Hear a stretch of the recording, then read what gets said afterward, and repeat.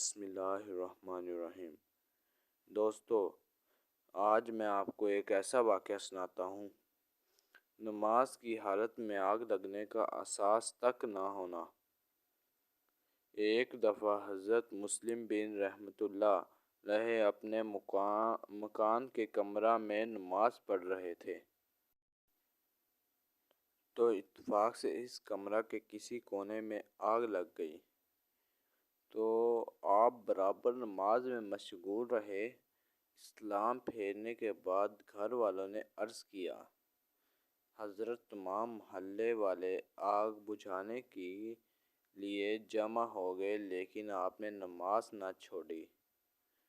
حالانکہ ایسے وقت تو فرض نماز کی نیت توڑنا بھی جائز ہے۔ آپ نے فرمایا، مجھے معلوم ہوتا تو میں ضرور نیت توڑتا۔ اللہ کی قسم، مجھے تو آگ لگنے کا بالکل علم ہی نہیں ہوا۔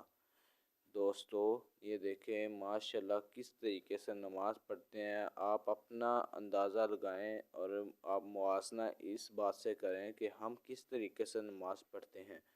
تو برائے مہربانی اچھے طریقے سے اللہ تعالیٰ کے سامنے ہم نے سجدہ کرنا ہوتا ہے، ہم اچھے طریقے سے کیا کریں۔ اس سے مجھے ایک واقعہ یاد آتا ہے۔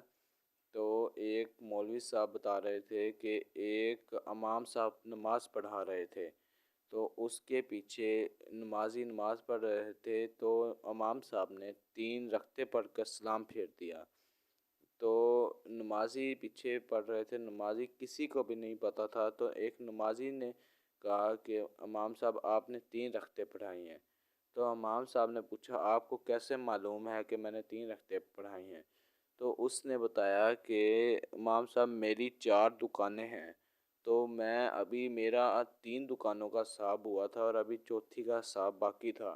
دیکھ لیں کہ ہم کس طریقے سے نماز پڑھتے ہیں، اس طرح نماز ہماری قبول ہوتی ہے۔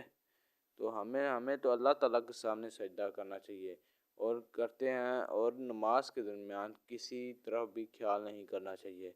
تو اس ویڈیو کو صدقہ جاریہ سمجھ کر زیادہ سے زیادہ شیئر کریں تاکہ کسی کا اس سے فائدہ ہو سکے، اور آئندہ سے ہم نے نماز اچھے طریقے سے پڑھنی ہے۔ ویڈیو پسند آئے تو لائک، سبسکرائب، شیئر کریں اور زیادہ سے زیادہ شیئر کریں صدقہ جاریہ سمجھ کر۔ نیکسٹ ویڈیو تک کے لیے اللہ حافظ، دعا میں یاد رکھیے گا۔